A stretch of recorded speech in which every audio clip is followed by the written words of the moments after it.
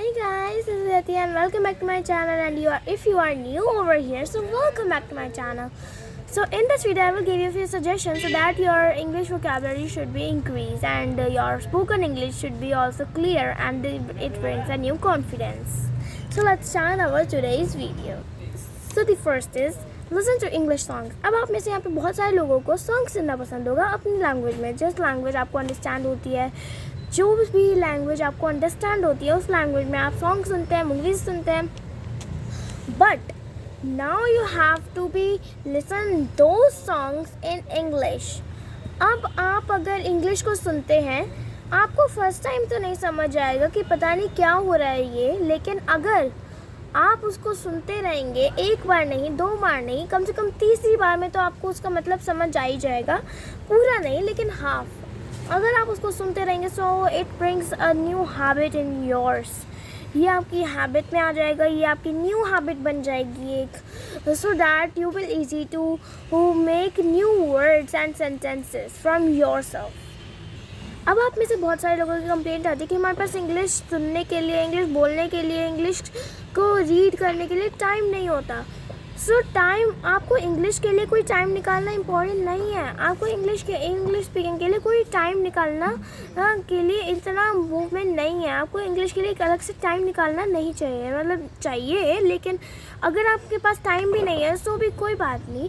आप जहाँ पे भी हैं उसको सोचना स्टार्ट करिए इंग्लिश में कि मैं ये कर रहा हूँ, उसके बाद मैं ये करूँगी, फिर मैं उसके बाद ये करूँगी. For example your morning routine, I wake up and then I brush my teeth, I take a bath, I ate my breakfast, and then I go to my work, school, office, and friend's house, etc. Where do you go in the morning? So start thinking in English. Try to think in English. सब कोई सी भी situation में है. For example अगर आप कुछ अच्छा करें, अगर आप फॉर एग्जाम्पल अगर आप मूवी देखने जा रहे हैं, सो वहाँ पे अगर आपको मूवी अच्छी लगी है, so you can say this movie is so interesting, this movie is so hard, this movie I like this movie, so that आपको खुद से ही सेंटेंस बनाने आने चाहिए. अगर आपको बेसिक ग्रामर आती है, so you have to make your own sentences with any situation. सो आपको जो भी अपना फ़ोन, आप सोशल मीडिया, बहुत सारे लोग सोशल मीडिया चलाते हैं, बहुत सारे नहीं, ऑलमोस्ट सभी लोग चलाते हैं सोशल मीडिया. तो सोशल मीडिया में आप अपने फ़ोन को इमर्स करिए इंग्लिश लैंग्वेज में. आप जो भी चीज़ देखते हो उसे इंग्लिश में देखिए.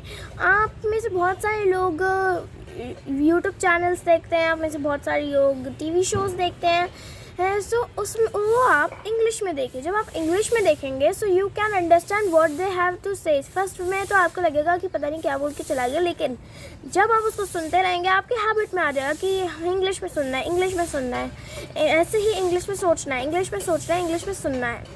सो जब भी आप हिंदी में सुनेंगे कोई चीज़ तो आपको वो तो अच्छे समझ आ जाएगी, लेकिन जब आप इंग्लिश में सुनेंगे सो फर्स्ट ऑफ ऑल पहली बार में तो आपको लगेगा पता नहीं मुझे समझ नहीं आ रहा, लेकिन आप वहाँ से उसको क्विट कर देते हैं. हमें तो बहुत सारे लोग क्विट कर देते हैं, लेकिन नहीं, आपको क्विट नहीं करना. आपको उसको सुनते रहना. फिर then I am definitely sure you understand those words and sentences what you had not understand in earlier times.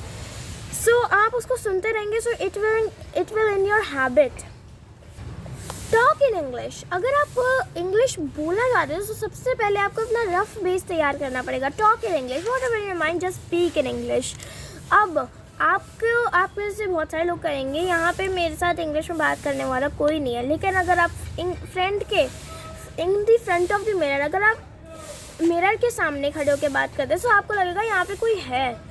लेकिन अगर आपको कन्वर्सेशन स्टार्ट रखनी है, आप AI से, आप चैट GPT से, आप अपने फ्रेंड्स से, आप अपने कज़न से, आप अपने पेरेंट्स से, आप अपनी फैमिली मेम्बर से बात कर सकते हैं. एटलीस्ट योर टीचर से भी आप अपने टीचर से भी बात कर सकते हैं इंग्लिश में, योर बॉस से, योर टीचर से, any person who knows English very well.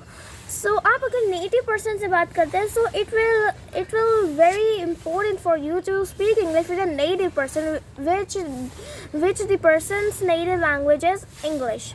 जब आप किसी से इंग्लिश में बात करते रहते हैं तो फर्स्ट ऑफ ऑल आपको हेजिटेट नहीं होना है. जब आप हेजिटेट होते हैं ना तो आप में से आपके अंदर बहुत सारे वर्ड होते हैं जो आपके दिमाग में तो होते हैं लेकिन आपके टंग पे नहीं आते, आप बोल नहीं पाते उन्हें, लेकिन बाद में जब कन्वर्सेशन ख़त्म हो जाती है, this is the end of the conversation, when the conversation was ended, तब आपको वो सारे वर्ड याद आते कि मैं ये बोल सकता था, मैं ये बोल सकती थी, because of your lack of the mind. जब आप हेजिटेट होते हैं तब आपको ये वर्ड याद नहीं आएंगे। जब अगर आप फ्रीली बोलेंगे, कॉन्फिडेंटली बोलेंगे, आपको बहुत सारे न्यू वर्ड्स याद आएंगे, आप बहुत सारे न्यू टॉपिक्स पे बात कर सकते हैं और आप कॉन्फिडेंटली बात कर सकते हैं।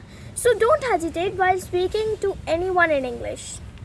अब आपने हिंदी कहाँ से सीखी?